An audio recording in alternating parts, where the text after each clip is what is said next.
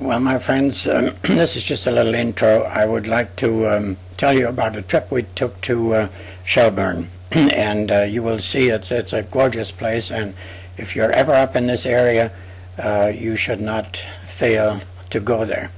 So let me just go ahead and show you the various videos, and we'll go from there. So long. Shelburne is just south of it. Now, after seeing that, you should also know that Vermont is known for its fall foliage. I have a couple of pictures here. I did not take those, and if they don't come out quite as well, it's because the resolution isn't quite as high as it should be.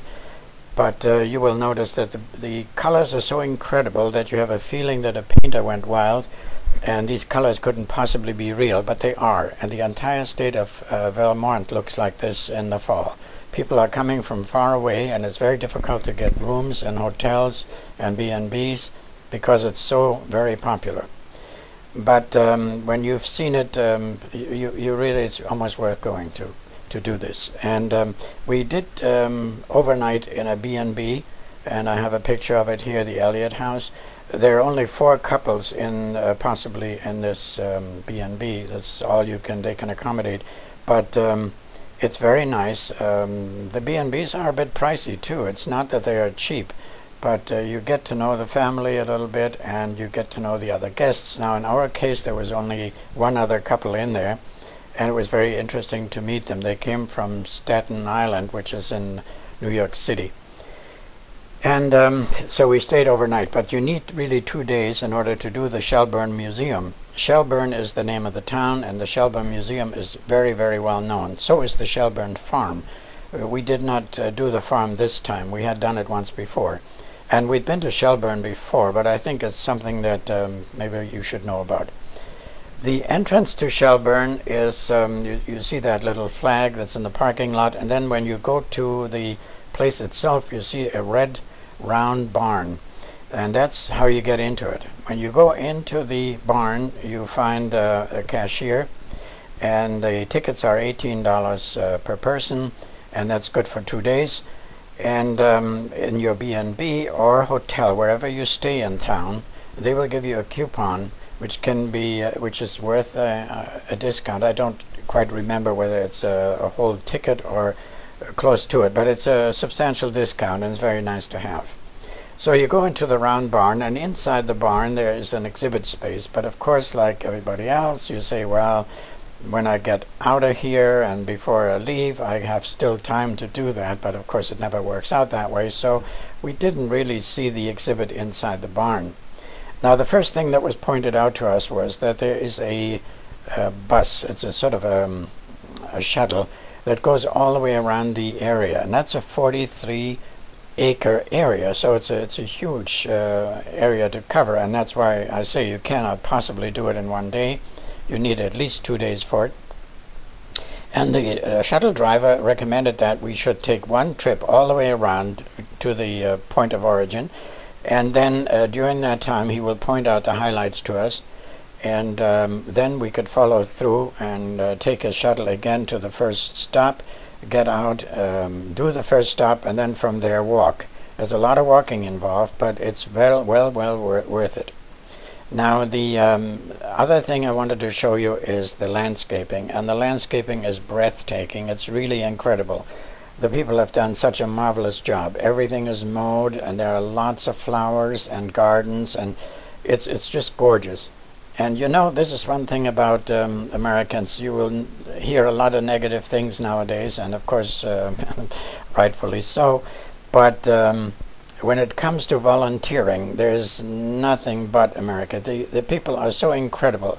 They volunteer. The older people volunteer. Young people volunteer. This means they're doing jobs for free, and they do it because they feel they want to somehow repay their community in some way or other. And I admire this greatly, and I think it's a very very good trend, and it's not too well known, but really it's something unique. So if they did not have the volunteers, the museum told us, they couldn't possibly maintain the grounds the way they do. And what they do is they have a landscape artist who does the layout and the supervision, and the rest is done by volunteers. Now the first stop that we made was at the Ticonderoga. Now as you can see, the Ticonderoga is a ship.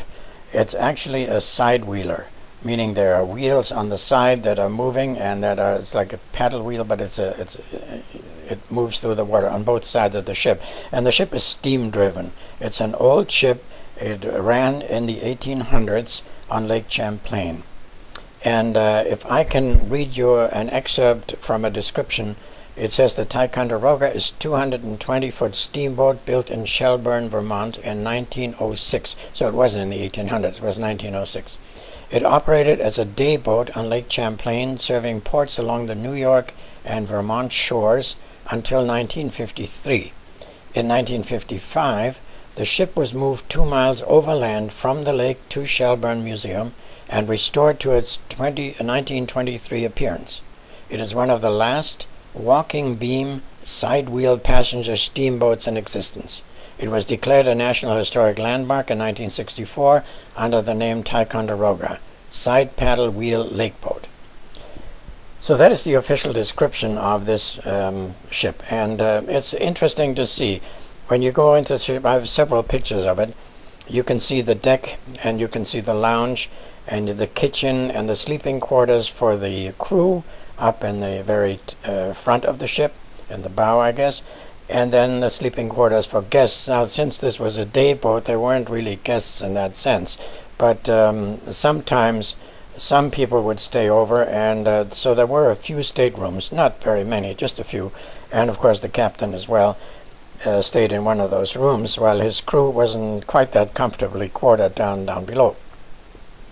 So we did enjoy the trip on the Ticonderoga, and you can see the dining room is very nice. It's got tablecloths, linen tablecloths, and so it's interesting. But I wouldn't have wanted to be one of the guys feeding those steam boilers down below. That must have been a gruesome job. The next thing you can see is the lighthouse, and the lighthouse is really a museum in a sense, because the inside are exhibits as well, and the exhibits in the lighthouse will tell you about on Lake Champlain history and the life in the lighthouse. So it is worth going into. And then the garden. There's a nice garden that you can see. And one of the exhibits, and that's typically American too, is the 50th house, 50s. Now the 50s, the 1950s, that isn't all that long ago, but it already becomes historic now. You know, we don't have this 16, 15, 1400 type of exhibit very often, so if it's 1950, it's worth putting into a museum. And it was kind of interesting because it reminds me of our early start in Canada and in the United States back in the 50s after the war. So you see the old toasters, and you see the old range, and the old tools in the kitchen, and that's quite interesting. And then you see a vertical herb garden. Now that's something that I had never seen before, but they obviously are doing that as well to save space. And you see a lady that's in the costume of the days, taking care of a little herb garden. And when we talked to her, she was very accommodating and helped us a great deal and told us all about the time. But the one thing I noticed is, I pointed out to her, I said, you know, you're not quite authentic. And she said, why is that? And I said, well, look at the wristwatch you're wearing. And she sort of embarrassed and removed her wristwatch. And we thought that was kind of funny. Next, we see the covered bridge. This is an old covered bridge which was in the general area. By the way, most of those buildings, of course, were located elsewhere and had been brought to this location in order to assemble the museum. But it's the old covered bridge. Now, this is another picture I did not take, so I'm not too happy with the way it came out, but anyway, you get an idea. Then we get into the area where a lady was showing us, again dressed in the costume of the days, about spinning and weaving and how to form the material and how to actually create linens. And the linens were something very valued because it took a great deal of work, and it took many people to make a bed sheet, for instance. And the bed sheets were so valuable that people showed off their wealth by hanging those bed sheets in such a way that it was visible to visitors and guests. Now, another thing was there's a museum inside of the museum, and it's actually an exhibit of Mary Cassette's work in this case, but there are different exhibits at times, and in this case it was Mary Cassette was the leading exhibit.